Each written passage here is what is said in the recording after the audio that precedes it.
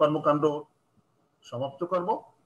আমি আমার বিশ্ববিদ্যালয়, ঢাকা বিশ্ববিদ্যালয়, আশেপাশে বিভিন্ন বিশ্ববিদ্যালয় যে এই যে তুলনামূলক ধর্মতত্ত্বের উপরে কারা আছেন তাদের সাথে আমি আস্তে আস্তে শেয়ার করতে থাকি।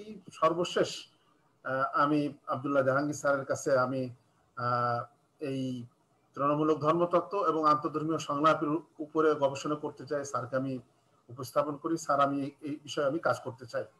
স্যার বললেন প্রথম পর্যায়ে নিজের অপরগতা আপনি স্বীকার করছেন যে হ্যাঁ আমি আমার থেকেও আরো যে আপনি দাওয়া ডিপার্টমেন্ট ওখানে আফাজ স্যার আছেন, ঢাকা বিশ্ববিদ্যালয় আনোমা আব্দুল মান্নান স্যার আছেন, এই বিভিন্ন বড় স্যারদের কথা, সিনিয়র স্যারদের কথা আমাকে বললেন।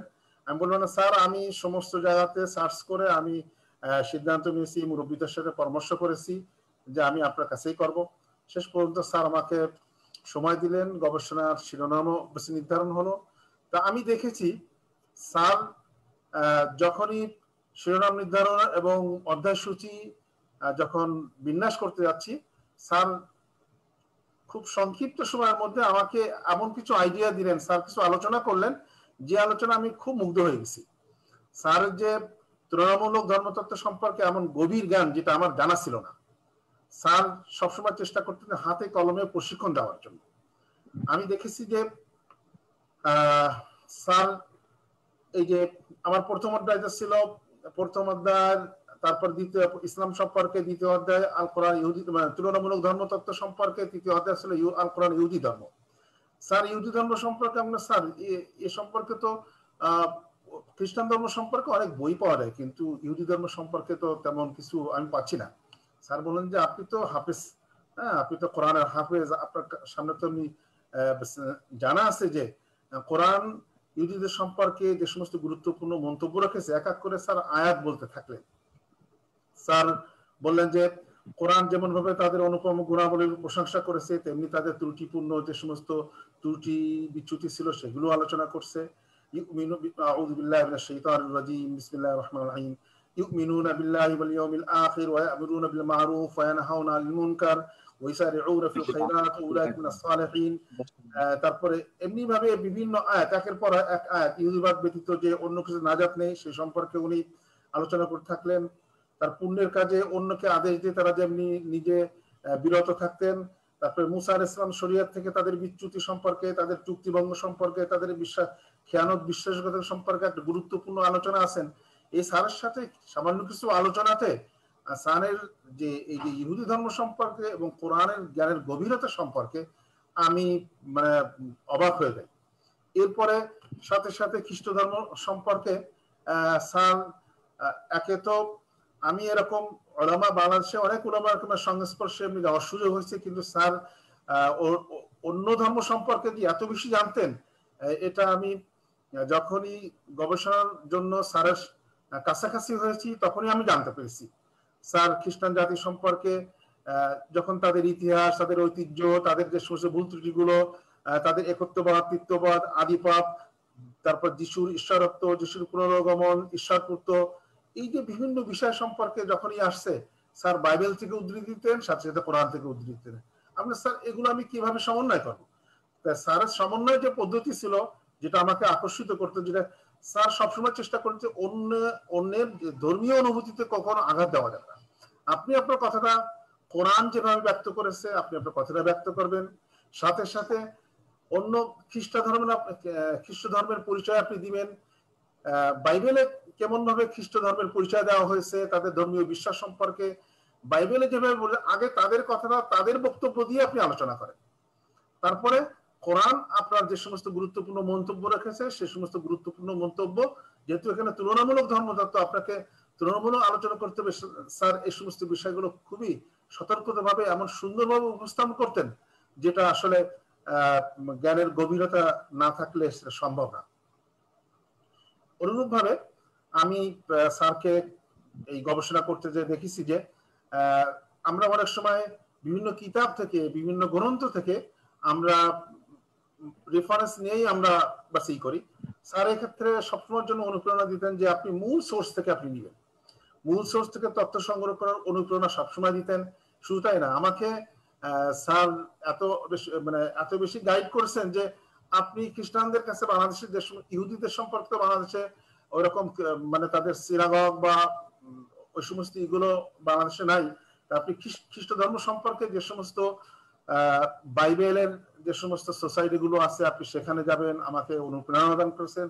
আমি স্যারের অনুপ্রেরণাতেই আমি এই ঢাকাতে যে বাইবেল সোসাইটি মগবাজার যে বাইবেল স্টোর সেখানে গিয়েছি, সেখান থেকে পুস্তক সংগ্রহ করেছি। তারপর জাবেরিয়ান হাউস মোহাম্মদপুরে খ্রিস্টানদের একটা বিশাল একটা সেখানে সংস্থা আছে, সেখানে গেছি, সেখান থেকেও আলোচনা মানে বই সংগ্রহ করেছি, তাদের সাথে সাক্ষাৎ করেছি। তারপরে সিএলসি সেন্টার, খ্রিস্টান লিটারেরি সেন্টার সেনপাড়া পর্বত থেকে, ওখান থেকে আমি ওখানে কয়েকবার গেছি। এবং সাথে সাথে শুধু তাই না, স্যার আমাকে বলছেন যে আপনি প্রয়োজন পড়লে আপনি মানে বিভিন্ন জেলাতে আপনি যান। আমি স্যারের স্যারের থেকে ঠিকানা নিয়ে আমি চট্টগ্রামে গিয়েছি, অ্যাসোসিয়েশন অফ ব্যাপটিস্ট প্রকাশনীতে গিয়েছি, তারপর কক্সবাজার শেখ আহমদুল্লাহ সাহেবের কাছে গিয়েছি। অনুভব ভিন্ন জায়গাতে আমি মানে স্যার যেভাবে মূল সোর্স থেকে গবেষণা করার জন্য মূল সোর্স যাতে আমি কালেকশন করি, এই জন্য স্যার অনুপ্রাণিত দিতেন এবং বিভিন্ন বইগুলো আমি কালেকশন করার চেষ্টা করছি। সম্মানিত উপস্থিতি, স্যারের আরেকটা বিষয় আমি আমার এই যে গবেষণার সময় লক্ষ্য করেছি যে স্যারের হৃদয় সবসময় একটা মানে ব্যথা সবসময় মানে অনুভব করতেন। আমাকে প্রায় বলতেন যে আমাদের কিছু দায়ী তৈরি করা দরকার, যে চলার পথে বা বিভিন্ন সময় আলোচনা হতো এই যে খ্রিস্টানদের মানে তাদের বিভিন্ন ধরনের দায়ী আছে, মিশনের দায়ী কাজ হয়, কিন্তু আমরা ওরকম দায়ী তৈরি করতে পারছি না। স্যার বলতেন যে এই যে খ্রিস্টানদের ইসাই ধর্ম সম্পর্কে, ইসাই মুসলমান তাদেরকে শিক্ষা দেওয়ার জন্য বা খ্রিস্টানদের মুসলমানদের শিক্ষা সেন্টার ফর রিলিজিয়াস স্টাডিজ আছে, সেখানে এই রিলিজিয়নের উপরে সেখানে আলাদা কোর্স রয়েছে, ডিপ্লোমা ইন কম্পারেটিভ রিলিজিয়ন সম্পর্কে কোর্স রয়েছে। সেখানে ইসলাম ধর্ম সম্পর্কে কারিকুলাম আছে, ইসাই ধর্মতত্ত্ব সম্পর্কে সেখানে আলোচনা করা হয়, পড়া হয়। আমাদের উত্তরাতে এই সমস্ত ইগুলো আছে, আপনি সেখানে যান, সেখানে যে তাদের থেকে তথ্য কালেকশন করেন। এই যে মানে বিভিন্ন জায়গাতে যাওয়ার যে সুযোগ হয়েছে এবং স্যারের সাথে আমি সমস্ত বিষয়গুলো সময় মতো আমি শেয়ার করতাম, আলোচনা করতাম। স্যার আমাকে যেভাবে গাইডলাইন দিয়েছেন সেভাবে আমি চেষ্টা করেছি সেগুলো মানে সাজানোর জন্য। সর্বোপরি আমি দেখেছি যে স্যার যে কোনো আলোচনাতে বলছেন যে আপনি আলোচনা করবেন, আপনি লিখবেন, ভিন্ন বিশ্বাসীদের সম্মান প্রদর্শন করে আপনি লিখবেন, সাথে সাথে আর একটা বিষয়ে আপনি গুরুত্ব দিবেন যে তাদের অনুভূতিতে যাতে আঘাত না লাগে। যেহেতু আপনার এটা খুবই একটা কঠিন বিষয়, খ্রিস্টান ধর্ম সম্পর্কে মানে তাদের আলোচনা করতে হবে, ইহুদি ধর্ম সম্পর্কে আলোচনা করতে হবে, তারপরে বিভিন্ন মুশরিকদের মানে হিন্দু ধর্ম সম্পর্কে আলোচনা করতে হবে, মানে কারোর যাতে অনুভূতিতে আঘাত না আসে এমন ভাবে আপনি আলোচনা করেন। Thank you. সাথে সাথে স্যার আসলে আজকের যে আলোচনাতে বিভিন্ন বিষয় সম্পর্কে উঠে এসেছে, স্যার লেখক ছিলেন, গ্রন্থকার ছিলেন, দাঈ ইলাল্লাহ ছিলেন, ইলমুল হাদিস বিশারদ ছিলেন, শিক্ষাবিদ ছিলেন, কিন্তু সাথে সাথে স্যার যে কম্পারেটিভ রিলিজিয়ন তুলনামূলক ধর্মতত্ত্বের একজন পণ্ডিত ছিলেন, এই বিষয়ে কিন্তু স্যারের অনেকেই আমরা জানি না। স্যারের এ সম্পর্কে বিভিন্ন আর্টিকেল রয়েছে, তারপরে বাইবেল মানে বাইবেল পর্যটন সম্পর্কে বিশাল একটা বইও স্যার প্রকাশ করেছে, তারপরে ইজারুল হকের অনুবাদ করেছেন। আসলে আমার কাছে যেটা মনে হয়েছে, স্যার শুধু ইলমুল হাদিসের একজন পণ্ডিত ছিলেন না, স্যার মুকারানাতুল আদিয়ানের একজন দিকপাল ছিলেন। মুকারানাতুল আদিয়ান বা আন্তঃধর্মীয় এবং সাথে সাথে তুলনামূলক ধর্মতত্ত্বের একজন ধর্মতত্ত্ব একজন গবেষক, তিনি উচ্চমানের একজন গবেষক ছিলেন, যেটা সচরাচর আমাদের উলামা কেরামের মধ্যে দেখা যায় না। বিশেষ করে উনি সৌদিতে থাকার কারণে মক্কা সংলাপ যে হেওয়ার, যেটা আন্তঃধর্মীয় সংলাপের বিভিন্ন বিষয়, মক্কা হেওয়ার, তারপর তেহরান সংলাপ, তারপর জেনেভা সংলাপ ইত্যাদি সম্পর্কে যে বিশাল জ্ঞানের গভীরতা ওনার ভিতরে ছিল, এটা স্যারের সাথে যখন আমি যত কাছে হয়েছি তত আমি জানতে পেরেছি। আসলে স্যার একজন আমাদের জন্য দাঈ ইলাল্লাহ, আমাদের তুলনামূলক ধর্মতত্ত্বের একজন অধ্যাপক, আন্তঃধর্মীয় সংলাপের স্যার যেভাবে মানে তার যে দিগদর্শন ছিল, সে সত্যি এই যুগের আলেমদের মধ্যে যে তা দেখা খুবই দুষ্কর। স্যারের জন্য আমরা দোয়া করি, স্যারের জন্য স্যার রাহিমাহুল্লাহ, আল্লাহ তার জান্নাতকে উচ্চ মাকাম দান করুক। এই পরিশেষে সবাইকে ওয়ার্ল্ড মুসলিম হেরিটেজের সম্মানিত গ্লোবাল প্রেসিডেন্ট সহ সঞ্চালক এবং এই পরিবারের সকল সদস্যকে আমি আন্তরিক অভিনন্দন জানাচ্ছি আমার বিশ্ববিদ্যালয়ের পক্ষ থেকে, আমার দেশবাসীর পক্ষ থেকে। আসসালামু আলাইকুম ওয়া রাহমাতুল্লাহি ওয়া বারাকাতুহু। ওয়ালাইকুম আসসালাম ওয়া রাহমাতুল্লাহ। সম্মানিত সুধী মণ্ডলী, আমরা একদম শেষ পর্যায়ে চলে এসেছি। এ পর্যায়ে আমন্ত্রণ জানাচ্ছি ঢাকা বিশ্ববিদ্যালয়ের ইসলামিক স্টাডিজ বিভাগের সম্মানিত chairman professor doctor Mohammad Shamsul Alam স্যারকে সংক্ষিপ্ত আকারে বক্তব্য রাখার জন্য। জি, আলহামদুলিল্লাহ রাব্বিল আলামিন, ওয়াসসালাতু ওয়াসসালামু আলা সাইয়্যিদিল মুরসালিন ওয়া আলা আলিহি ওয়া সাহবিহি আজমাইন। আসলে 3 ঘন্টার উপরে হয়ে গেছে এবং আমার তো মনে হয় 35 থেকে 40 জন আলোচনা করেছেন। এতেই বোঝা যায় যে খন্দকার আব্দুল্লাহ জাহাঙ্গীর স্যার কতটা পপুলার ছিলেন এবং কতটা দাঈ ইলাল্লাহ হিসেবে শপথ ছিলেন। যাই হোক, আমি 2-3টা কথা বলতে চাই, 2 মিনিটের মধ্যে শেষ করে দেব। সেটা হলো যে আমি শুনেছি একজন গবেষক জনাব ডক্টর মঞ্জুর মাহমুদ, উনি লিখেছেন যে 50টার উপরে এখনো অপ্রকাশিত পাণ্ডুলিপি ছাড়া রয়ে গেছে এবং আমি দেখি যে আমাদের মধ্যে আমরা আসলে চাকরির জন্য চাকরি করি, কিন্তু আব্দুল্লাহ জাহাঙ্গীর স্যার সত্যিকারের দাঈ ইলাল্লাহ ছিলেন এবং এমন অলরাউন্ডার, যেটা প্রত্যেক বক্তা বলেছেন আমাদের মধ্যে খুবই কম আছে। আমার তো মনে হয় আমি যদি আপনাদেরকে বলি যে বাংলাদেশে আরেকজন আব্দুল্লাহ জাহাঙ্গীর আমাকে খুঁজে দেন, তো আমার মনে হয় আপনারা খুঁজে দিতে পারবেন না। একই সাথে দাঈ ইলাল্লাহ, একই সাথে ভালো বক্তা, একই সাথে ভালো লেখক, একই সাথে পাবলিক বিশ্ববিদ্যালয়ের একজন প্রফেসর, একই সাথে একটা জেলা শহরের সবচেয়ে বড় মসজিদের খতিব, মানে এই যে আরো অনেক গুণাবলীর অধিকারী উনি ছিলেন। এবং আমরা অন্যান্য বক্তাদের মধ্যে যেটা দেখি যে গালাগালি, অশ্রাব্য ভাষায় অন্যদের নাম মেনশন করে তুচ্ছ জ্ঞান করা, আব্দুল্লাহ জাহাঙ্গীর স্যারের কাছে এগুলি কখনোই দেখা যায়নি। মানে দাঈ ইলাল্লাহর যে সত্যিকারের যে খাসায়েস, এটা জানার জন্য ইউটিউবে ওনার বক্তৃতাগুলি দেখা যাবে বলে আমি মনে করি। আমি দেখি ইদানিং সাধারণ টকশোতে সলিমুল্লাহ খান যেরকম অপ্রতিরোধ্য, উনি কথা বললে সবাই খালি চেয়ে থাকে, উত্তর দেওয়া তো দূরের কথা। আমাকে ইসলামী লাইনে আব্দুল্লাহ জাহাঙ্গীর স্যারকে ঠিক মনে হয়েছে। যাই হোক, আমি ইসলামী বিশ্ববিদ্যালয় 2 একবার গিয়েছি এবং ওনার মৃত্যুর আমার মনে হলো যেন 15-20 দিন আগে একটা পরীক্ষা একসাথে কাজ করেছি এবং আমি তখন জানতে পারলাম যে স্যার ডিপার্টমেন্টে ইংলিশ পড়ান, সাহিত্য এবং ব্যাকরণ। আমি অবাক হয়েছি যে ইসলামিক স্টাডিজ প্রফেসর, উনি ডিপার্টমেন্টে ইংলিশ পড়ান। আমাদের ঢাকা বিশ্ববিদ্যালয়ে আমাদের বিভাগে ইংরেজি বাংলা সাবজেক্ট আছে, কিন্তু এগুলো পড়িয়ে থাকেন বাংলা বিভাগের প্রফেসররা এবং ইংরেজি বিভাগের প্রফেসররা। তো যাই হোক, এবং পিস টিভিতে আলোচনা করেন, একজন আমাকে একবার বলেছিলেন যে জাকির নায়েক সাহেব কিন্তু বাংলা বোঝে না, কিন্তু এই লোকগুলিকে বাছাই করলো কিভাবে? আসলে এদের বলার যে কনফিডেন্স, বলার ধরন দেখে ডক্টর জাকির নায়েক বুঝতে পারেন যে কারা আসলে ভালো বলে এবং কাদের বলার একটা কনফিডেন্স আছে, কাদের বলার মধ্যে একটা প্রভাব আছে। তা আল্লাহ তাআলা আমাদের প্রিয় উস্তাদকে জান্নাতের উচ্চ মর্যাদা দান করুন, আমাদেরকে সেখান থেকে শিক্ষা নিয়ে ভালো দায়ী হওয়ার যোগ্যতা দিন। আখির দাওয়ানা আলহামদুলিল্লাহ রাব্বিল আলামিন। সম্মানিত সুধী মণ্ডলী, আমরা শেষ পর্যায়ে চলে এসেছি। আমরা ইসলাম বিশ্ববিদ্যালয়ের থিওলজি এন্ড ইসলামিক স্টাডিজ অনুষদের সম্মানিত dean professor doctor Mohammad Sulaiman, ওনার আলোচনা শুনবো।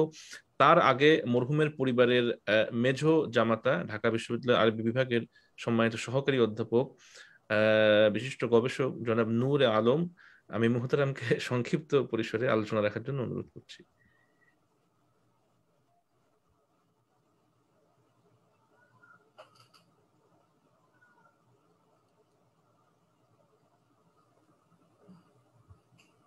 একটু আনমিউট করতে হবে। জি। আসসালামু আলাইকুম ওয়া রাহমাতুল্লাহি ওয়া বারাকাতুহু। ইন্নাল হামদুলিল্লাহ ওয়াসসালাতু ওয়াসসালামু আলা নাবিয়িনা মুহাম্মদ ওয়া আলা আলিহি ওয়া সাহবিহি ওয়া মান তাবিআহুম বিইহসানিন ইলা ইয়াউমিদ্দিন। আম্মা বা'দ।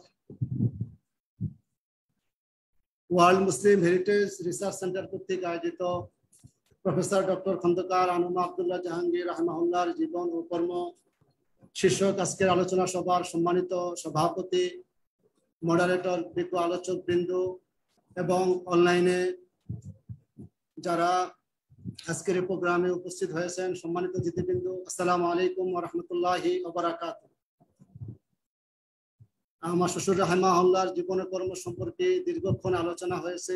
যদি আমার নির্দিষ্ট বিষয় না থাকতো তাহলে হয়তো আজকে আমি তেমন কিছু বলতাম না, যেহেতু আজকে আমাকে একজন আদর্শ অভিভাবক ডক্টর খন্দকার আব্দুল্লাহ জাহাঙ্গীর রাহমাহুল্লাহ এই বিষয়ের উপরে কিছু বলার জন্য আগেই বলা হয়েছিল, তাই আমি সংক্ষেপে দু একটি কথা বলি, এখানে শেষ করব।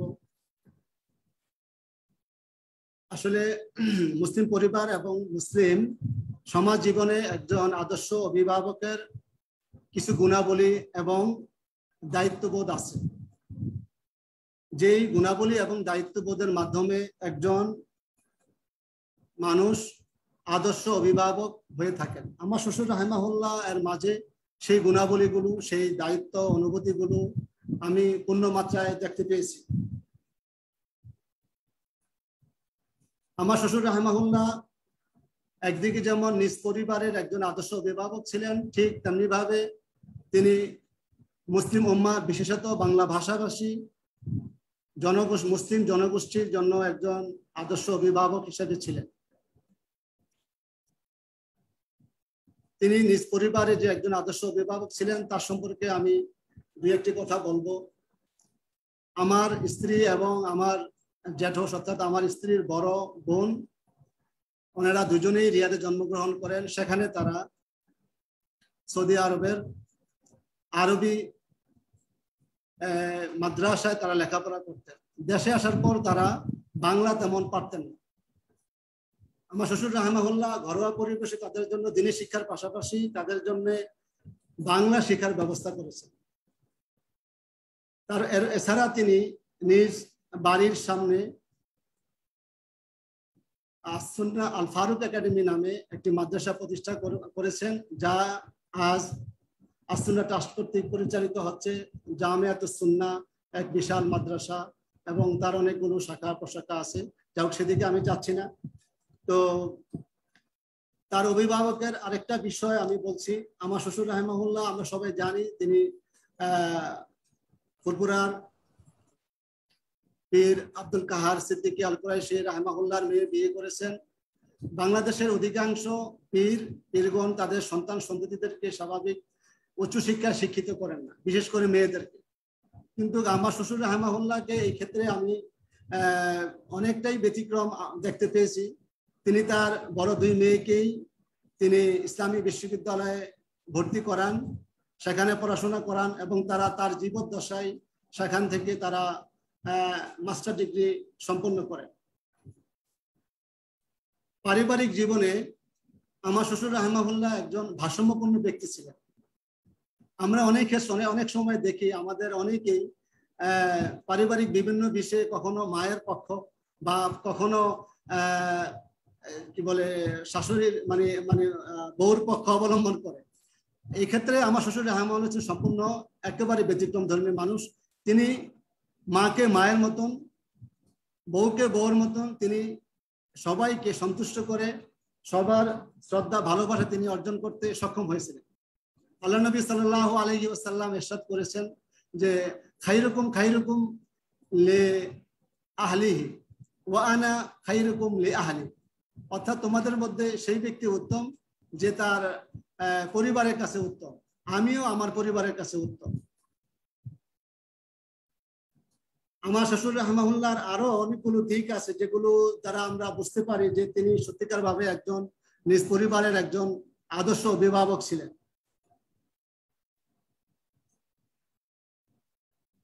তিনি তার দুই মেয়ের বিয়েতে আমি যেটা আমার নিজেরও দেখা যে বিয়ের যতগুলো মেয়ের গুরুত্বপূর্ণ কাজ আছে, যেমন কথার কথা পাত্র দেখা, পাত্রের বাড়িতে যাওয়া, যোগাযোগ করা, তারপরে বিয়ের দিনক্ষণ ঠিক করা, সবশেষ উকিল নির্ধারণ করা ইত্যাদি বিভিন্ন কাজগুলো তিনি নিজেই করতেন। এই ক্ষেত্রে তিনি অন্য কারো সাহায্য সহযোগিতা নিতেন না, বরং এক্ষেত্রে তিনি প্রধান থেকে তিনি নিজে এই কাজগুলো করতেন। সর্বশেষ যে বিষয়টি আমি বলবো তার মহান অভিভাবকত্বের যেটা আমার সাথে সম্পৃক্ত, সেটা হচ্ছে আমি একই দিন আমার মা এবং আমার স্ত্রীকে ঢাকার একটি হাসপাতালে আমি ভর্তি করাই। তখন আমি সংক্ষেপ করছি, ভর্তি করাই তখন আমার প্রথম সন্তান দুনিয়াতে আসে এবং ঠিক একই সময়ে আমার মা স্ট্রোক করেন।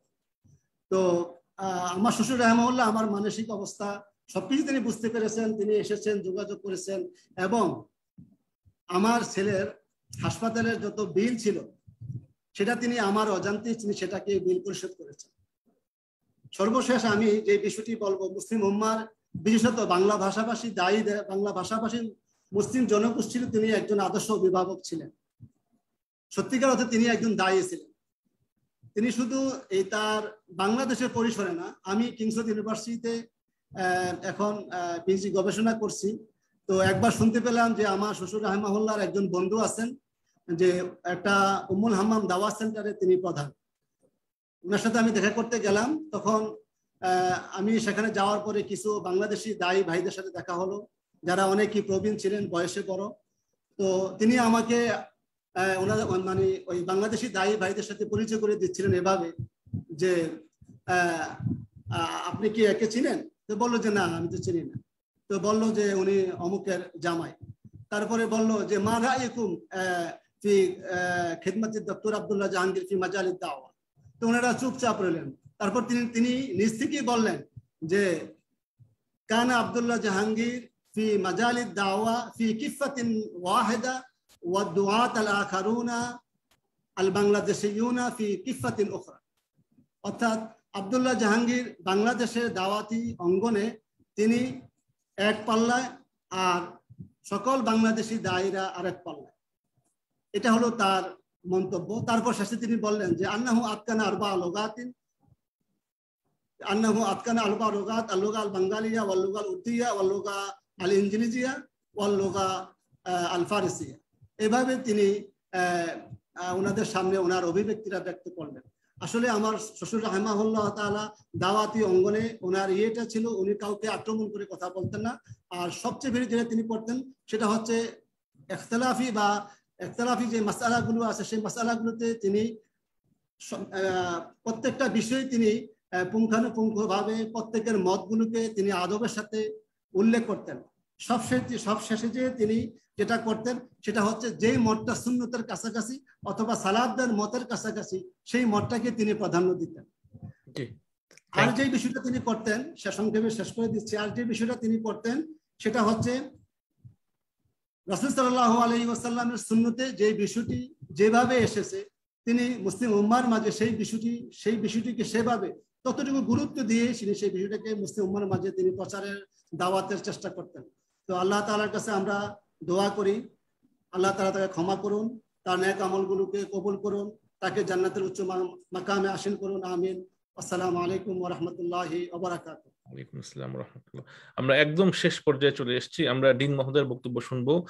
এর আগে আব্দুল দাইয়ান মোহাম্মদ ইউনুস যুক্তরাজ্য থেকে যুক্ত হয়েছিলেন। উনি 1 মিনিট সংক্ষিপ্ত আকারে।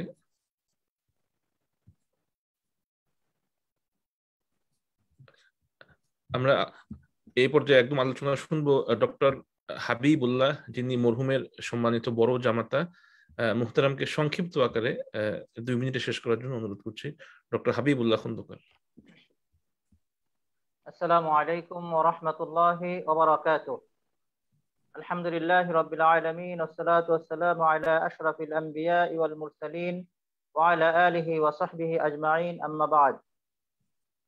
আলহামদুলিল্লাহ, আল্লাহ রাব্বুল আলামিনের দরবারে শুকরিয়া আদায় করছি যে আজকের এই ধরনের একটি মজলিসে আমরা একত্রিত হতে পেরেছি। আলহামদুলিল্লাহ। আসলে আমার সামনে যারা এখনো আছেন, আমার উস্তাদগণ, তারা এখনো বসে আছেন, তাদের সামনে কথা বলাটা আসলে আমার জন্য নিতান্তই অভদ্রতা। তারপরেও যেহেতু একটা কথা বলতে হচ্ছে, আসলে ডক্টর আব্দুল্লাহ জাহাঙ্গীর রাহিমাহুল্লাহ তাআলা তিনি আমার শুধু শ্বশুরই ছিলেন না, তিনি আমার সবচেয়ে শ্রদ্ধাভাজন একজন উস্তাদ ছিলেন। তার সাথে সর্বপ্রথম পরিচয় হয় ঝিনাইদহে বসে। সবচেয়ে আশ্চর্যের হচ্ছে যে আমি তার সাথে দেখা করার আগেই আমি ইসলাম ইউনিভার্সিটিতে তিনি যে আরবি বিভাগে একটি দরখাস্ত করেছিলেন, সেই দরখাস্তটি ইসলামী বিশ্ববিদ্যালয়ে আমি নিয়ে গিয়েছিলাম। তখন আমার তার সাথে কিন্তু সরাসরি সাক্ষাৎ হয়নি। আলহামদুলিল্লাহ, তো আরবি বিভাগে তার মানে চাকরি না হলেও আল হাদিস এন্ড ইসলামিক স্টাডিজ বিভাগে তার চাকরি হয়েছে।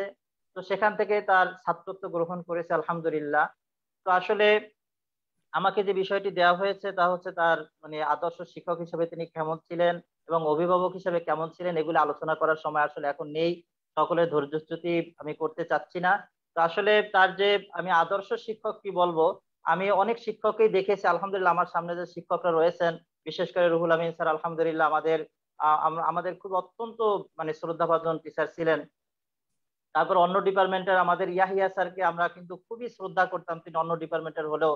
আমাদের প্রফেসর সোলাইমান স্যার, তিনি আমার অত্যন্ত মানে মানে শ্রদ্ধাভাজন শিক্ষক। তারপরে যারা রয়েছেন আমি দেখছি যে সবাই খুব ভালোই ছিলেন আলহামদুলিল্লাহ, অনেক মানে তারা দায়িত্বশীল ছিলেন। তার মধ্যে আমি ডক্টর আব্দুল্লাহ জাহাঙ্গীর রাহিমাহুল্লাহ তাআলা তাকে দেখেছি, তিনি নিয়মানুবর্তিতার প্রতি তিনি এতটা কঠোর ছিলেন যে, এবং সময়ানুবর্তিতা, তিনি যখন ক্লাস করতে আসতেন আমরা দেখতাম যে সময়টা তার নির্ধারিত ছিল, তার চেয়েও তিনি 2-1 মিনিট আগেই তিনি কিন্তু ক্লাসে তিনি ঢুকেছেন। এমন কোনো ক্লাস আমরা পাইনি বা দিন পাইনি যেই দিনটা তিনি আমাদের গ্যাপ দিয়েছেন। আর এজন্য তিনি আমাদেরকে মানে বলতেন যে দেখো তোমরা অনেক সময় কামনা করো যে আমার ক্লাসটা যেন না হয়, কিন্তু দেখো যে আসলে সৌদি আরবের কথা তিনি বলতেন যে সৌদি আরবে আমাদের কিছু ওস্তাদ ছিলেন, তারা মানে ক্লাস কোনোদিন মিস দিতেন না, এবং আমরা কামনা করতাম যে আসলে কিভাবে ক্লাসটা মিস হয়। সেজন্য যদি সৌদির বাদশাহ যদি মারা যায় অথবা অন্য কেউ গুরুত্বপূর্ণ লোক মারা যায়, সেই দিনই শুধু বন্ধ হতো, সেই দিন তাদের ক্লাসটা বন্ধ হতো, এছাড়া কিন্তু কোনো ক্লাস বন্ধ হতো না। অর্থাৎ তিনি এটা দ্বারা বুঝাতেন যে আসলে ক্লাস নিয়মিত যে করা, এই ব্যাপারে তিনি খুবই গুরুত্ব দিতেন। ছাত্রদের প্রতি তিনি ছিলেন অত্যন্ত সহনশীল, সকল ছাত্রকে সমানভাবে তিনি বোঝানোর চেষ্টা করতেন। যারা মানে যারা খুবই মানে মেধাবী এবং যারা মেধাবী নয় তাদের কাছ থেকেও তিনি সুন্দরভাবে পড়া আদায় করতেন। ক্লাসে গিয়ে তিনি বলতেন যে তোমরা কি ওই পিছন থেকে, হ্যাঁ তুমি বলো। ক্লাসের ব্যাপারে অনেক কথাই আছে, এখানে আসলে আমরা সেই বিষয়গুলো আলোচনা করতে চাই না। তো আসলে তার সাথে তিনি যে আমাকে তার বড় মেয়ের সাথে বিবাহ বন্ধনে আবদ্ধ করে আমাকে চির ঋণী করে গেছেন, এজন্য আমি আল্লাহ রাব্বুল আলামিনের কাছে শুকরিয়া আদায় করছি। আর তিনি যে আসলে আমাকে কিভাবে যে পছন্দ করেছেন এবং তিনি যেভাবে আমাকে মানে বিবাহের যে প্রপোজটা করেছেন, এটা আসলে আমাদের জন্য অনেক শিক্ষণীয়। আমি কিন্তু আসলে তেমন মানে তার সাথে সিদ্দিকা মিশন মসজিদের কারণে তার সাথে ওঠা বসা ছিল, কিন্তু তিনি একদিন আমাকে হঠাৎ করে তিনি আমাকে দারুস সালাম দরবারে ডেকে নিয়ে তারপর তিনি প্রস্তাবটা দিয়েছিলেন, এবং তিনি বলেছিলেন যে আমি কোনো আসলে মধ্যস্থতা পছন্দ করি না, তোমাকে আমি অনেকদিন থেকে দেখেছি, তাই তোমাকে আমি সরাসরি প্রস্তাবটা দিলাম। আল্লাহু আকবার, আমি যা কখনো কল্পনাই করিনি। তো যাই হোক, এভাবে বিবাহ হয়ে গেল। বিবাহের পরে তিনি যে আসলে অনেক কিছু দায়িত্ব পালন করতে হয়, এই কঠিন দায়িত্বগুলো তিনি নিজে দায়িত্ব পালন করে আমাকে এমন ভাবে সহজ করে দিয়েছেন যে শ্বশুর বাড়ির কাঠিন্যতা আমি কিছুই বুঝতে পারিনি। আল্লাহু আকবার। এবং ডক্টর আব্দুল্লাহ জাহাঙ্গীর রাহিমাহুল্লাহ তাআলা তিনি এমন ছিলেন, তখন যে মুস্তাফিজুর রহমান স্যার আমাদের ভিসি স্যার ছিলেন, আমি যখন পিএইচডি করতে যাব, পিএইচডি করার আগে যে সিনোপসিসটা তাকে দেখাতে গিয়েছিলাম, তখন তিনি বলেছিলেন তুমি কার আন্ডারে তুমি পিএইচডিটা করবে। আমি বললাম যে একজন স্যারের কথা বললাম। তখন তিনি বললেন যে না, তুমি ডক্টর আব্দুল্লাহ জাহাঙ্গীরের অধীনে করো।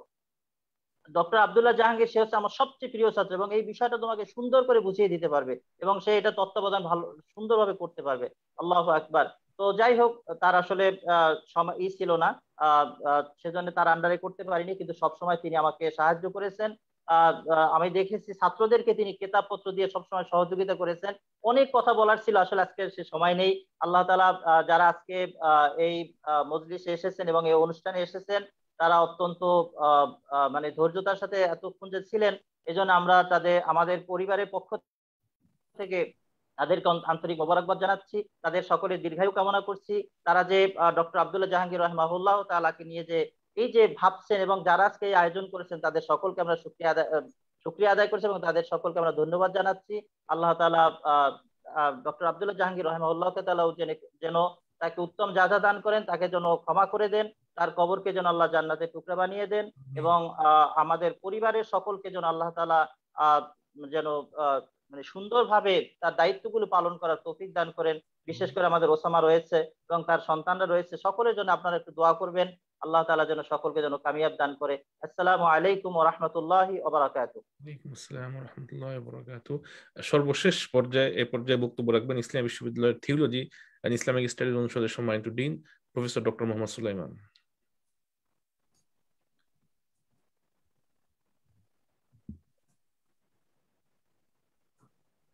Alhamdulillah, nahmaduhu wa nusalli ala rasulihil karim, amma ba'd.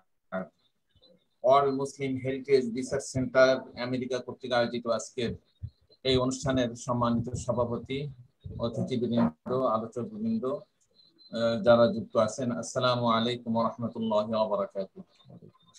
মরহুম প্রফেসর ডক্টর খন্দকার আব্দুল্লাহ জাহাঙ্গীর উনি এক ব্যতিক্রম ধর্মীর লোক ছিলেন। অনেক আলোচনা হয়েছে, সবাই বলেছেন। বিশেষ করে আমরা যাদেরকে দেখি, একজন হয়তো বক্তা হিসাবে খুব ভালো, কিন্তু লেখক হিসাবে আবার ভালো নন। একজন খুব লিখতে পারেন কিন্তু বলতে পারেন না, বক্তা হিসেবে ভালো নন।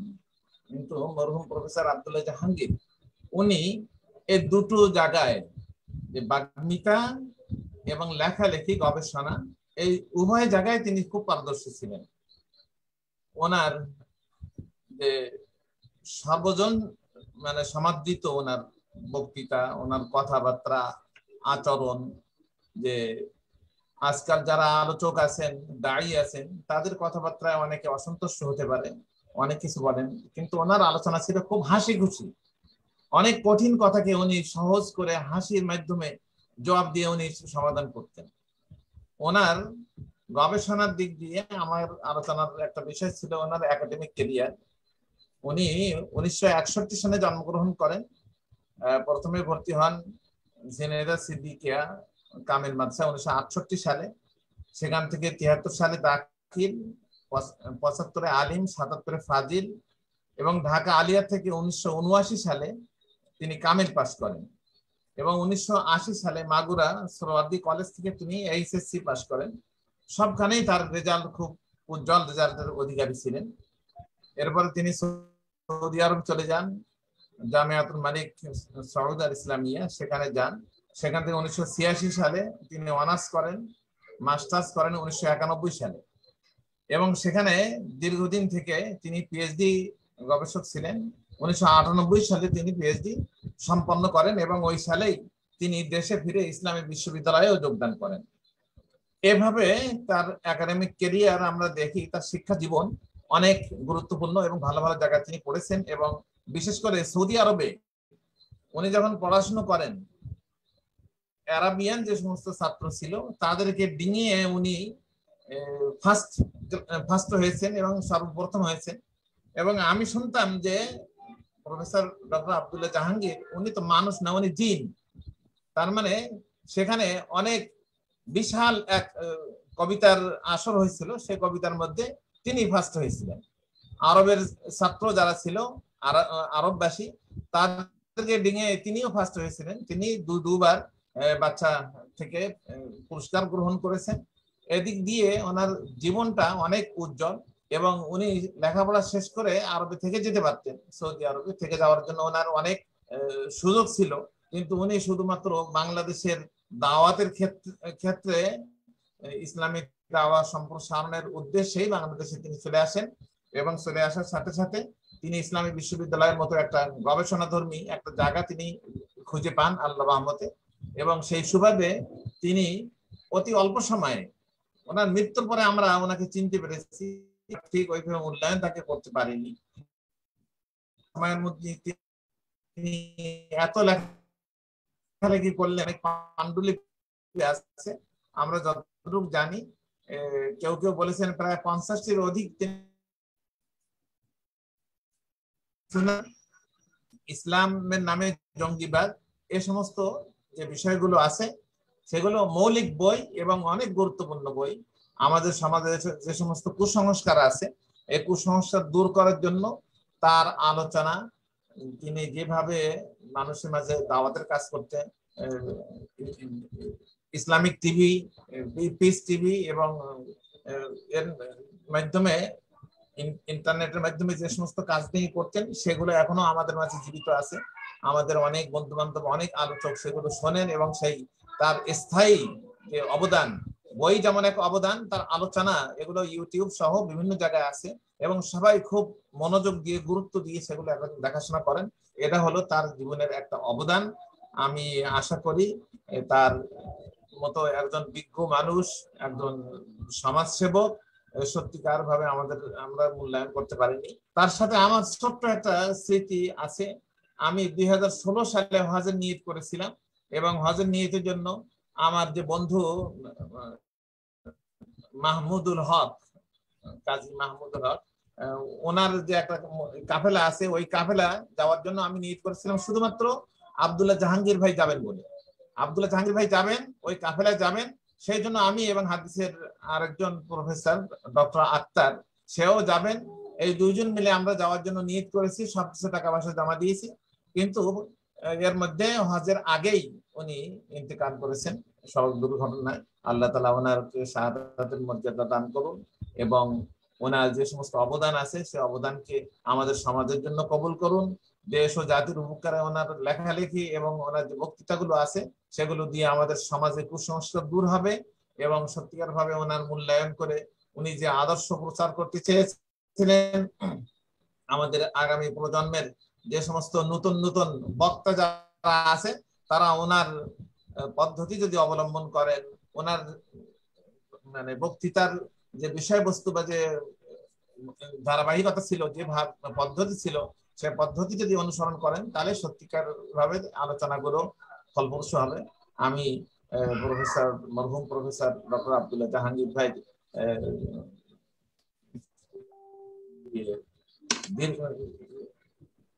জান্নাতের উচ্চ মাকাম আল্লাহ রাব্বুল আলামিন তাকে দান করুন, এই দোয়া রেখে, এবং আমাকে আলোচনার সুযোগ দেওয়ার জন্য কর্তৃপক্ষকে ধন্যবাদ জানিয়ে আমি এখানে শেষ করছি। আসসালামু আলাইকুম ওয়া রাহমাতুল্লাহি ওয়া বারাকাতুহু। ওয়ালাইকুম আসসালাম ওয়া রাহমাতুল্লাহ। আমরা সভাপতি মহোদয়ের বক্তব্য শুনবো। সভাপতি মহোদয়ের বক্তব্য দেওয়ার আগে 1 মিনিটে প্রফেসর জিল্লুর রহমান উনি যুক্ত হয়েছেন, ওনাকে 1 মিনিটে অনুভূতি ব্যক্ত করার জন্য অনুরোধ করছি। বিসমিল্লাহির রহমানির রহিম। আজকের এই অত্যন্ত গুরুত্বপূর্ণ একটি আলোচনা সেশন, যারা উম্মার জন্য একজন কি বলবো, মানে ভাষা বর্ণনা করা যায় না যে আব্দুল্লাহ জাহাঙ্গীর স্যারের অবস্থান আজকের এই উম্মার ভিতরে কোন জায়গায় ছিল, সেই ধরনের একজন ব্যক্তিত্বকে নিয়ে আজকের এই আলোচনার সম্মানিত সঞ্চালক, সভাপতি এবং উপস্থিত আমার অত্যন্ত শ্রদ্ধেয় সকলেই আমার পরিচিত, সকলকে সালাম জানাই, আসসালামু আলাইকুম। আসলে সবাই আলোচনা করেছেন স্যারের তার জীবনের নানা দিক নিয়ে, বিশেষ করে তার জ্ঞানের যে জার্নিটা সেটাকে নিয়ে আলোচনা করেছেন। আমি একটু ভিন্ন 1 মিনিটে আলোচনা করতে চাই যে প্রত্যেকেই তো জ্ঞান অর্জন করে, জ্ঞান বিতরণও করে, কিন্তু সেই অর্জিত জ্ঞান বিতরণের পরে মাঠে তার রিয়াকশনটা কেমন হয়, ফিল্ডে তার ফিডব্যাকটা কেমন হয়, সেই বিষয়টা আমি একটু সংক্ষেপে বলতে চাই। আমি 2টা উদাহরণ দিতে চাই স্যারের এই বিষয়ে আজকের আলোচনা। আমি একবার আমার ইউনিভার্সিটির পাশে একটা মসজিদ ছিল, আমি এখানে নামাজ পড়তাম। তো একদিন হঠাৎ করে স্যারকে ফোন করলাম যে স্যার এখানে নামাজ পড়ি, ইমাম সাহেব এই কথাটা বলে খুতবায় প্রতিবার, এবং তার সাথে আমি কথা বলছি, সে এইভাবে কথা বলে যে আল্লাহ রসুল তো নূরের তৈরি, বা এই জাতীয় বিষয়গুলো বলে। তখন আমি বললাম যে স্যার আমার কি নামাজ কিভাবে পড়ি, আমার তো মন সায় দেয় না এখানে।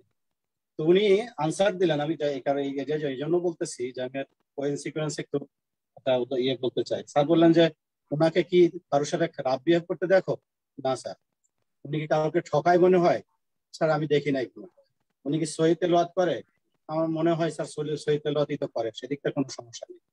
ভাই তোমার আশেপাশে মসজিদ কত দূরে? আমার ক্যাম্পাসের ভিতরে। সব শুনে বললো যে তুমি নামাজ পড়লে তোমার নামাজ হয়ে যাবে, তবে বেটার যদি তোমার অপশন থাকে তুমি ক্যাম্পাসে পড়লে বা একটু দূরে হলেও পড়তে পারো।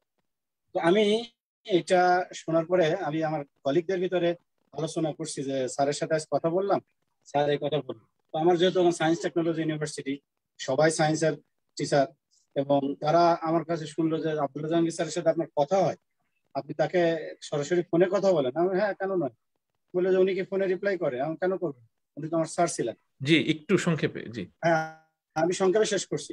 তো ওখানে যে রেজাল্ট আসছে যে এখন যারা কথা বলে যে কোনো বিষয়ে এমন প্রান্তিক পর্যায়ে চলে যায়, এমন এত মানে ফ্যানাটিক জবাবে চলে যায় যে স্যারের জবাবটা এই যে আর্গুমেন্ট করে করে লাস্টে গিয়ে যে একটা জবাব দিলেন তার প্রত্যেকটা আলোচনায়। তো আমি সর্বশেষ কথা এটাই বলতে চাই আসলে যে আব্দুল্লাহ জাহাঙ্গীর স্যার তার নিজেকেও ছাড়িয়ে গেছিলেন। এই কমন পিপুলের পারসেপশনটা, উনি কমন পিপুলকে ইসলাম নিয়ে যে দ্বিধান্বিত, তারা যে একটা ডেলিমায় পড়ে গেছিলেন যে কোনটা সঠিক, এটা না ওটা, 2টা বক্তব্য শুনলে 2 রকমের চলে যায়। সেই জায়গা ছিল আব্দুল্লাহ জাহাঙ্গীর স্যার আসলে আমাদের জন্য একটা পায়োনিয়ার।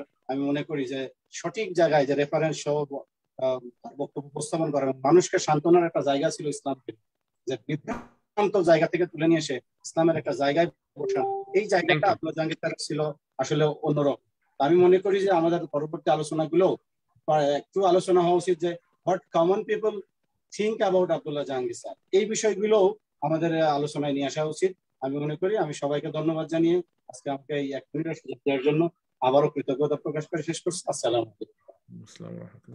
সম্মানিত সুধী মণ্ডলী, এ পর্যায়ে সভাপতির বক্তব্য রাখবেন ইসলামী বিশ্ববিদ্যালয়ের থিওলজি এন্ড ইসলামিক স্টাডিজ অনুষদের প্রাক্তন ডিন, মরহুমের একসময়ের সহকর্মী প্রফেসর ডক্টর A.H.M. ইয়াহিয়ার রহমান। আসসালামু আলাইকুম ওয়া রাহমাতুল্লাহি ওয়া বারাকাতুহু। আলহামদুলিল্লাহি রাব্বিল আলামিন والصلاة والسلام على أشرف الأنبياء والمرسلين وعلى آله وأصحابه أجمعين. أعوذ بالله من الشيطان الرجيم. بسم الله الرحمن الرحيم. كنتم خير أمة أخرجت للناس. الآية कबीर भाषाएं खुशतरा बाशत के सिर्रे दिल बरा, खुशतरा बाशत के सिर्रे दिल बरा, गुफ्ते आयत दर हदीसे देगरा, खुशतरा बाशत के सिर्रे दिल बरा, गुफ्ते आयत दर हदीसे देगरा। आशिक माशुकेर माझे जे सम्पर्क এটা যদি অন্যত্র আলোচনা হয় এবং আশিক মাশুক কেউ শুনতে পায় অত্যন্ত আনন্দিত পুলকিত হয়। ডক্টর মরহুম আব্দুল জাহাঙ্গীর, আল্লাহ তাকে জান্নাত দান করুন, তিনি আল্লাহর প্রিয় ছিলেন। তার সম্পর্কে আমাদের এই আলোচনা আল্লাহ তাআলা নিশ্চয়ই সন্তুষ্ট, নিশ্চয়ই আনন্দিত, এতে কোনো সন্দেহ নেই। সম্মানিত উপস্থিতি, মরহুমের জীবনীর উপরে বিভিন্ন গুণীজন পণ্ডিতজন বিভিন্ন ভাবে জীবনের বিভিন্ন দিক আলোচনা করেছেন। একজন সত্যিকার অর্থে আদর্শ মানুষ ছিলেন, আদর্শ গবেষক ছিলেন, আদর্শ শিক্ষক ছিলেন, লেখক ছিলেন। আমার ছোট ভাই ডক্টর সুলাইমানের সাথে তার হৃদ্যতা বেশি ছিল। আমি যখন সৌদি আরবে যাই 81 থেকে 89, তখন আব্দুল্লাহ জাহাঙ্গীর রহমতুল্লাহ আলাই উনি সৌদি আরবে ছিলেন। উনি তখন ছাত্র, পড়াশোনা করতেন। পরবর্তীতে উনি ফ্যামিলি নিয়ে যান। আমরা ওখানে বাংলাদেশিদের মাঝে একটা সংগঠন ছিল, ইসলামী কল্যাণ সমিতি সংস্থার মাধ্যমে মাসে একদিন বিভিন্ন আলোচনা হতো, মাসে কি সপ্তাহে একদিন আলোচনা হতো বাংলাদেশিদের নিয়ে। সেখানে আমরা নিয়মিত অংশগ্রহণ করতাম। ওনার শিক্ষা পদ্ধতি, উনি আরবি ভাষায় অনার্স, আরবি ভাষায় মাস্টার্স, আরবি ভাষায় এমফিল পিএইচডি করেছেন। কিন্তু এরপরে অন্যান্য জ্ঞান কিভাবে অর্জন করেছেন, একটি সূক্ষ্ম দিক হলো ক্লাসের বাইরে সৌদি আরবে একটা নিয়ম আছে, বড় বড় শেখ তারা প্রত্যেকের বাড়িতে ইলমি ইদারা আছে, ইলম শিক্ষা দান করেন বাড়িতে আলাদা ভাবে, মজলিস, ইলমি মজলিস বিভিন্ন। উনি এই হাদিসের মজলিসে অংশগ্রহণ করতেন, যার কারণে হাদিসের উপরে ওনার এই ব্যাপক জ্ঞান অর্জন করা সহজ সম্ভব হয়েছিল। উনি যখন সৌদি আরবে ছিলেন, আমরা ছিলাম, ওনার প্রথম মেয়ে যখন জন্মগ্রহণ করে, দ্বিতীয় মেয়ে যখন জন্মগ্রহণ করে, তখন ওই মেয়েটির মাথার চুল কেটে দিয়েছিল আমার আহলিয়া। মাথার চুল, প্রথম যে মাথার চুল ফেলে, সেই চুল ফেলে দিয়েছিল। ঘন ঘন আমাদের মধ্যে যাতায়াত ছিল, পারস্পরিক মিল মহাব্বত ছিল। বাংলাদেশে আসার পরে বিশ্ববিদ্যালয়ে যখন উনি শিক্ষক হয়ে যান আল্লাহর মেহেরবানিতে, তখন বিভিন্ন ভাবে একসাথে চলাফেরা করেছি। পিএইচডি থিসিস পর্যালোচনা, পিএইচডি আর্টিকেল পর্যালোচনা এর সময় দেখেছি খুব অল্প কথায় সুন্দর মন্তব্য করতেন। আমরা কুষ্টিয়াতে মহিলাদের মাদ্রাসা ছিল, আফসারউদ্দিন বালিকা মাদ্রাসা, এখনো আছে। ডক্টর আব্দুল্লাহ জাহাঙ্গীর রহমতুল্লাহ আলাইহি উনি 2 মেয়েকে ওখানে ভর্তি করে দিয়েছিলেন। আমার বাসায় অনেকবার যাতায়াত করেছেন। তারপরে আফসারউদ্দিন বালিকা মাদ্রাসার সাথে তার গভীর সম্পর্ক ছিল। তিনি অত্যন্ত বিভিন্ন গুণের অধিকারী ছিলেন, এতে কোনো সন্দেহ নেই। একবার আমরা একটা রাজনৈতিক সভা এতে অংশগ্রহণ করেছিলাম, উনিও ছিলেন, আমিও ছিলাম, আরো কিছু কিন্তু সভাটা শুরু হতে বিলম্ব হচ্ছিল। উনি বারবার বলতেছিলেন যে এইভাবে সময় নষ্ট করার অর্থ হয় না, এতক্ষণ বাসাতে থাকলে 2-5 পৃষ্ঠায় লেখা হয়ে যেত। সময়ের মূল্য উনি কিভাবে দিতেন আমরা তখন লক্ষ্য করেছি। উনি এত মেহমান নওয়াজ ছিলেন যা ভাষায় বর্ণনা করা যাবে না। আমার সাতক্ষীরার একজন এমপি আমার কাছে এসে বলল যে আমি ডক্টর আব্দুল্লাহ জাহাঙ্গীর রহমতুল্লাহ আলাইহি ওনার কাছে যাব, ওনাকে সাথে নিয়ে ঢাকায় ফুরফুরা পীর সাহেব মরহুমের কাছে যাব, জরুরি প্রয়োজন। আমি তাদেরকে সাথে নিয়ে ডক্টর আব্দুল্লাহ জাহাঙ্গীর রহমতুল্লাহ আলাইহির বাসায় গেলে উনি যে আপ্যায়ন করেছিলেন, এমপি সাহেব অবাক হয়ে গেছিলেন, এত এত আন্তরিক ভাবে এত আপ্যায়ন করেছিলেন। একসাথে ঢাকায় আসি আবার ফিরে যাই, ওনার আন্তরিকতার কোনো অভাব ছিল না। আমি চাকরি থেকে অবসর নেওয়ার পরেও আমি একবার ঝিনাইদহে যে আমি একটা বই লিখেছিলাম, ইমাম আজম আবু হানিফা রহমতুল্লাহ আলাইহির উপদেশাবলী, এর উপরে ছোট্ট একটা বই লিখেছিলাম। তারপরে বইটা দেওয়ার জন্য আব্দুল জাহাঙ্গীর রহমতুল্লাহ আলাইহির কাছে গেলাম, আসুন্নাহ ট্রাস্টের দোতলায় যে ওনার সাথে দেখা করলাম, বললাম যে আমার এই ক্ষুদ্র বইটা আপনি নেন। তো উনি খুব খুশি হলেন, আপ্যায়ন করলেন এবং উনি আজম আবু হানিফা রহমতুল্লাহ আলাইহির আল ফিকহুল আকবর এর উপরে যে পর্যালোচনামূলক বই লিখেছেন, বড় বই, ওইটা আমাকে উপহার দিলেন। ডক্টর আব্দুল্লাহ জাহাঙ্গীর রহমতুল্লাহ আলাইহি কর্মব্যস্ত মানুষ ছিলেন, জনপ্রিয় ছিলেন, আল্লাহর কাছে প্রিয় ছিলেন, যার কারণে সত্যিকার অর্থে অসম্ভব সম্ভব হয়ে গেছে, অসম্ভব সম্ভব হয়ে গেছে। ইমাম নববী রহমতুল্লাহ আলাইহি মাত্র 40 বছর বয়সে যা লিখে গেছেন, এখন সারা জীবন পড়লেও তা শেষ করা যায় না। ঠিক তদ্রুপ ডক্টর আব্দুল্লাহ জাহাঙ্গীর রহমতুল্লাহ আলাইহি যা লিখে গেছেন অল্প সময়ের মধ্যে, এটা শুধু আল্লাহ তাআলার দান, এতে কোনো সন্দেহ নেই। দাদে উরা কাবিলিয়ত শর্ত নিস্ত, দাদে উরা কাবিলিয়ত শর্ত নিস্ত, বলকে শর্তে কাবিলিয়ত দাদে উ। আল্লাহর রহমত পাওয়ার জন্য যোগ্যতা শর্ত নয়, আল্লাহর রহমত পাওয়ার জন্য যোগ্যতার জন্য আল্লাহর রহমতই শর্ত। আল্লাহর রহমতে তিনি সৌভাগ্যবান হয়েছেন, আমরা সকল তাদের জন্য দোয়া করি। তিনি সৌভাগ্যবান হয়েছেন দুনিয়াতে, সৌভাগ্যবান হবেন আখিরাতে, তার জীবন ধন্য, এতে কোনো সন্দেহ নেই। আমরা দোয়া করি আল্লাহ তাআলা আখিরাত আরো সুন্দর করুন, আখিরাতে জান্নাতের আলা মাকাম দান করুন এবং তার সন্তান সন্ততি এবং রেখে যাওয়া প্রতিষ্ঠান এবং অন্যান্য সকলের উপরে খাস রহমত আল্লাহ নসিব করুন। যারা অংশগ্রহণ করেছেন আলোচনায়, আমি সবাইকে ধন্যবাদ জানাচ্ছি এবং আমি সকলের কাছে দোয়া চাচ্ছি। আল্লাহ তাআলা সকলের চেষ্টা পরিশ্রম কবুল করুন এবং ডক্টর আব্দুল্লাহ জাহাঙ্গীর রহমতুল্লাহ আলাইহির সকল গুণাবলী ছিল তা থেকে উপকৃত হওয়ার তৌফিক দান করুন। সাল্লাল্লাহু তাআলা আলা খায়রি খালকিহি মুহাম্মাদিন ওয়া আলিহি ওয়া আসহাবিহি আজমাইন বিরহমাতিকা ইয়া আরহামার রাহিমিন। আসসালামু আলাইকুম ওয়া রাহমাতুল্লাহি ওয়া বারাকাতুহু। সম্মানিত সুধী মণ্ডলী, আমরা মরহুমের জন্য দোয়ায় অংশগ্রহণ করব এবং সম্মানিত সভাপতি মহোদয় উনি দোয়া পরিচালনা করবেন।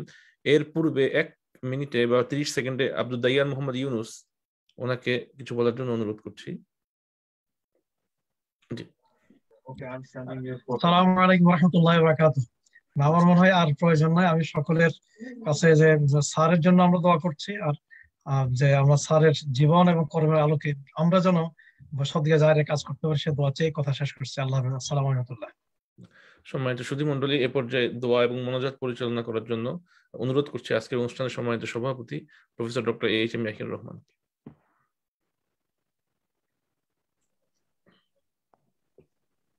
আল্লাহ আলহামদুলিল্লাহ, সকলেই সূরা ফাতিহা একবার পড়ুন। বিসমিল্লাহির রহমানির রহিম।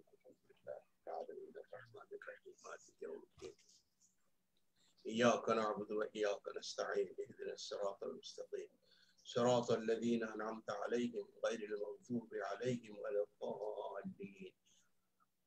اللهم آمين اللهم آمين.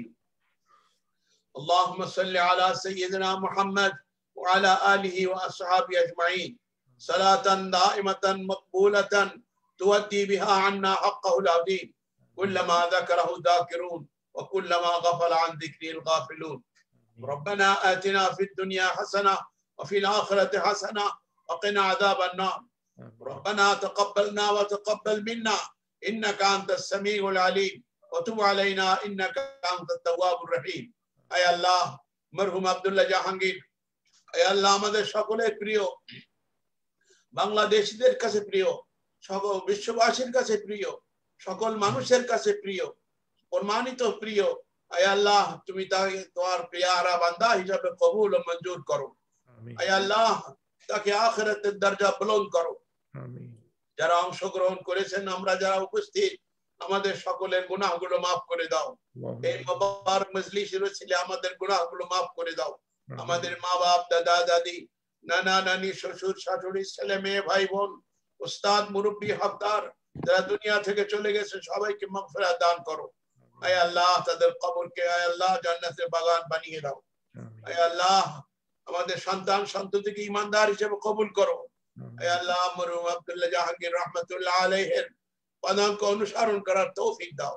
তার মধ্যে যে সকল গুণাবলী ছিল, যোগ্যতা ছিল, ইলম আমলের সমন্বয় ছিল, আয় আল্লাহ আমাদের মাঝে তা বাস্তবায়নের তৌফিক দান করো।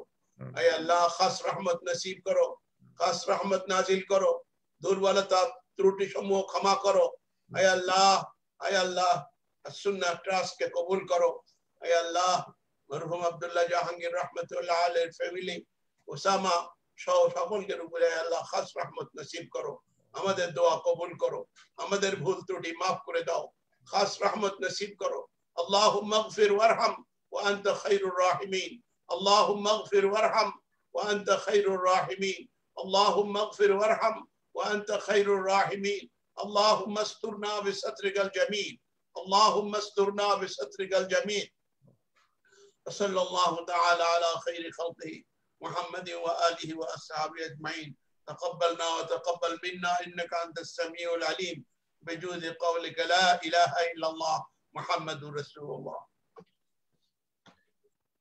সকল সম্মানিত সুধী মণ্ডলীকে ধন্যবাদ এবং কৃতজ্ঞতা জানিয়ে আমাদের আজকের অনুষ্ঠান এখানে শেষ করছি। আসসালামু আলাইকুম ওয়া রাহমাতুল্লাহি ওয়া বারাকাতুহু।